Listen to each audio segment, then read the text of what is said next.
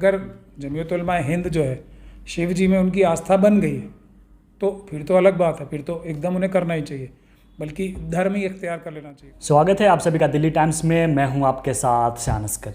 अभी हमारे साथ बातचीत करने के लिए मौजूद है देश के जाने माने वकील एडवोकेट महमूद पराचा। आज हम इनसे बात करेंगे जिस तरह से पूरे देश भर में कुछ मुस्लिम संगठन कांवड़ यात्रियों पर फूल बरसा रहे हैं, वहीं दूसरी ओर ये भी देखा जा रहा है कि जो शासन से लेकर प्रशासन सब उनका जगह जगह स्वागत कर रही है। तो आज इसी मुद्दे पर हम सर से बात करेंगे। सर, आपका दिल्ली टाइम्स में पहले स्वागत है। शुक्रिया। सर, सबसे पहला सवाल यही कि आपने भी वो वीडियो या फोटो देखा होगा जिसमें प्रशासन खुद कांवड़ियों पर फूल बरसा रही है, उसके साथ साथ जो मुस्लिम है या मुस्लिम संगठन है वो भी फूल बरसा रहे हैं। तो इसको आप किस तरह से देख रहे हैं सर?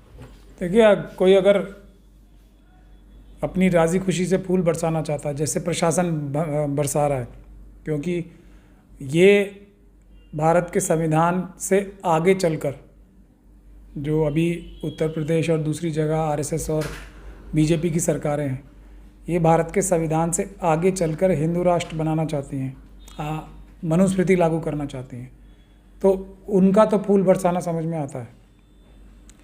दूसरा, कोई भी व्यक्ति यदि फूल बरसा रहा है, वो अपनी इच्छा से बरसा रहा है तो वो बहुत अच्छी बात है, अपनी आस्था से बरसा रहा है तो वो भी बहुत अच्छी बात है।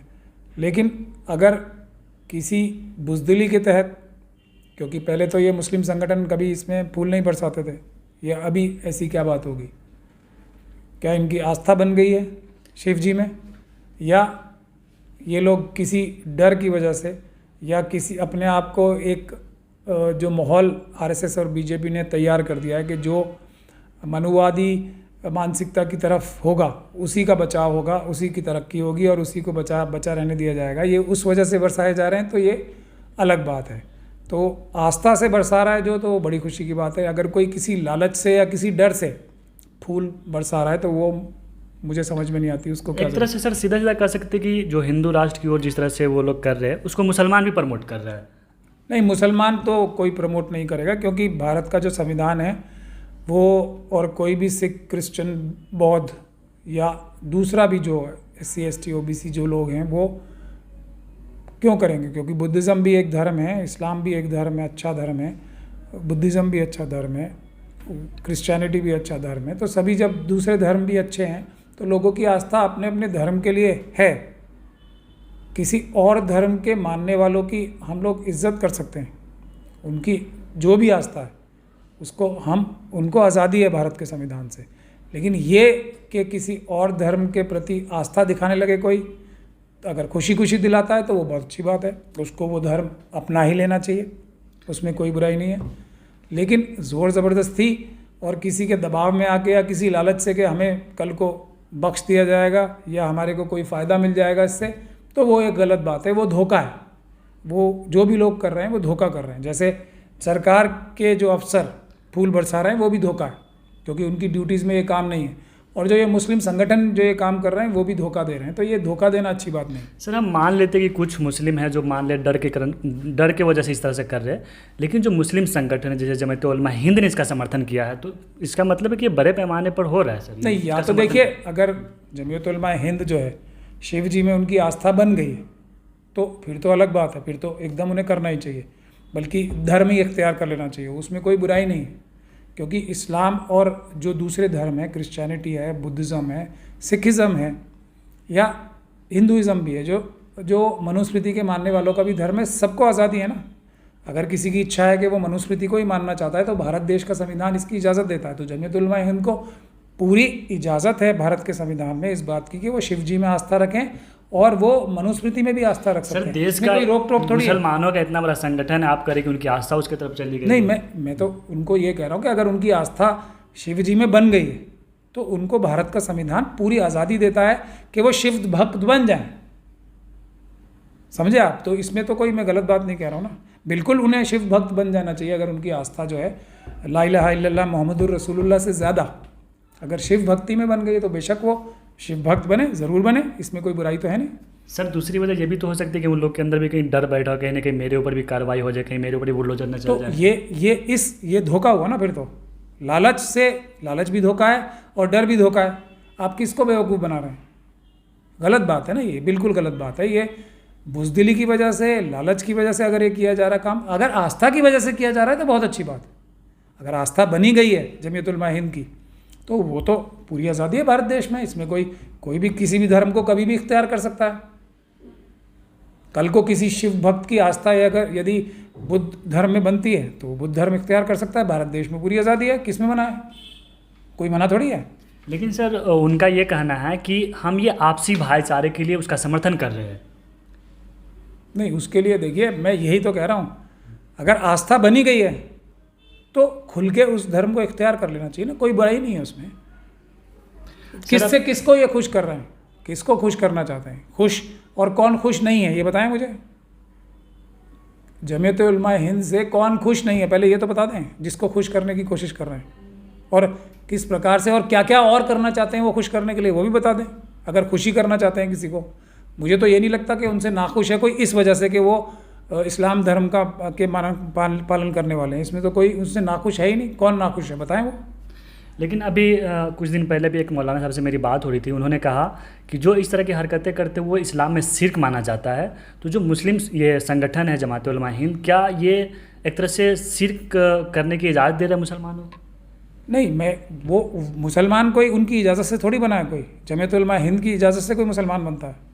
मुसलमान तो, लेकिन उनके चाहने वाले लाखों हैं ना देश में, कई नहीं चाहने वाले हैं। जो जमीयत उलमा हिंद ने, जिन लोगों ने शिव भक्ति शुरू की है, वो उनको अपने ऊपर, ज़ात के ऊपर उनको इख्तियार है, किसी और चाहने वाले के ऊपर नहीं है। मेरे ख्याल से कोई चाहने वाला अगर कोई शिव भक्त बनेगा या कोई मनुस्मृति का मानने वाला बनेगा तो वो अपनी मर्ज़ी से बनेगा, किसी के कहने से, किसी लीडर के कहने से कोई नहीं बनता। इसलिए मैं कह रहा हूँ ना कि ये जो पूरा जो लॉ भी बना है, जो धर्म परिवर्तन का जो लॉ बना है ना, वो बिल्कुल गलत है, इलॉजिकल है।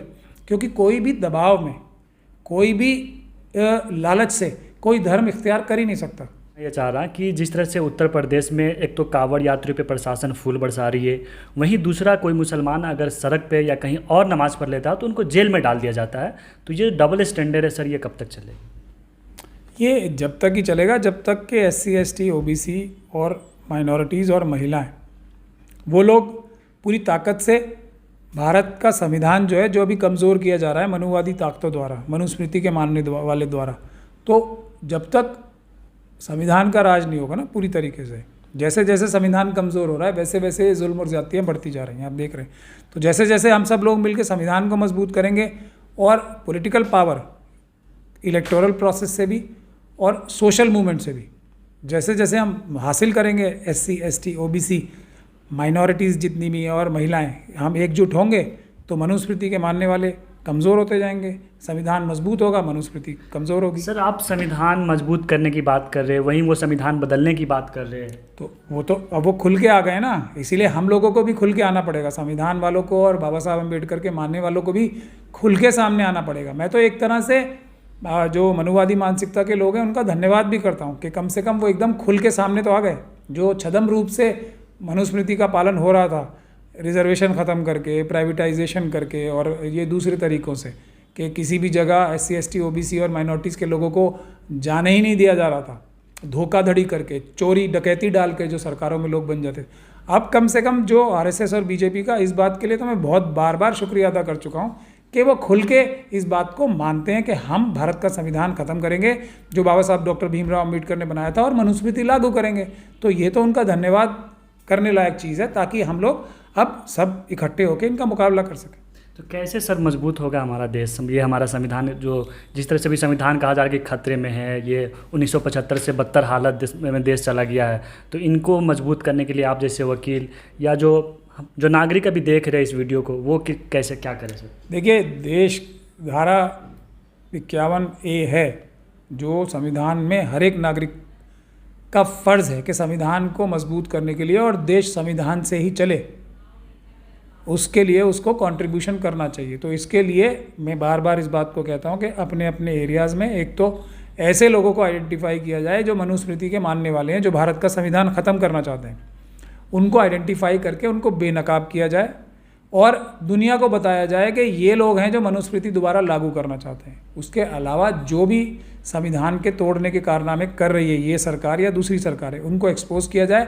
पीसफुल प्रोटेस्ट शुरू होने चाहिए बड़े लेवल पे, जिससे हमारे जितने भी संस्थान हैं, सुप्रीम कोर्ट हो गया, सीबीआई हो गई, सीवीसी हो गई, ईडी हो गई, ये सब संस्थान जो आरएसएस और बीजेपी ने अपने आयरन शिकंजे में, आयरन क्लच में, यानी कि अपने लोहे के पंजे में जिनकी गर्दनें तो पकड़ रखी हैं, उसको आज़ाद कराया जाए ताकि सभी लोगों को न्याय मिले। आज जो गरीबी देश में बढ़ रही है, महंगाई देश में बढ़ रही है, ये गायब हो जाएगी अगर संविधान जैसे जैसे मजबूत होगा। ये भी बात हमारी जान के रखिए। लोगों को नौकरियां मिलने लगेंगी क्योंकि करप्शन खत्म हो जाएगी। ये मनुस्मृति लागू क्यों करना चाहते हैं?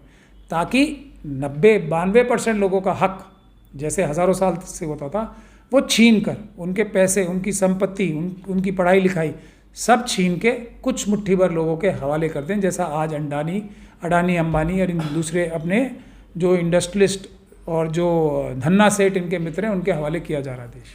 लेकिन सर आप कह रहे हैं कि सड़कों पर उतरनी चाहिए, प्रोटेस्ट करनी चाहिए, वहीं सुप्रीम कोर्ट के जो चीफ जस्टिस है वो कह रहे हैं कि उन पर पर्सनल अटैक किया जा रहा है। इसका मतलब है कि वो भी एक तरह से डरे हुए हैं। हम वही तो बोल रहे हैं कि इन सबको आज़ाद कराने की, सुप्रीम कोर्ट को आज़ाद कराने की जिम्मेदारी किसकी है? भारत देश के मालिकों यानी कि जनता की।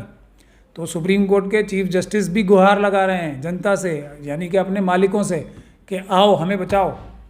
ये तो खुल के हो रही है ना बात। 4 सुप्रीम कोर्ट के जजेस ने भी गुहार लगाई थी, जनता तब उठ खड़ी नहीं हुई थी।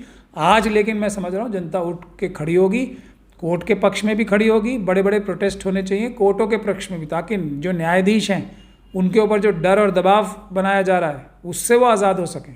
इसके लिए भी पीसफुल प्रोटेस्ट होने बहुत ज़रूरी है। बहुत शुक्रिया सर हमसे बात करने के लिए। तो ये थे सुप्रीम कोर्ट के सीनियर वकील एडवोकेट महमूद पराचा। तो आप भी क्या सोचते हैं इनके बातों से? अपनी राय कमेंट बॉक्स में ज़रूर रखें।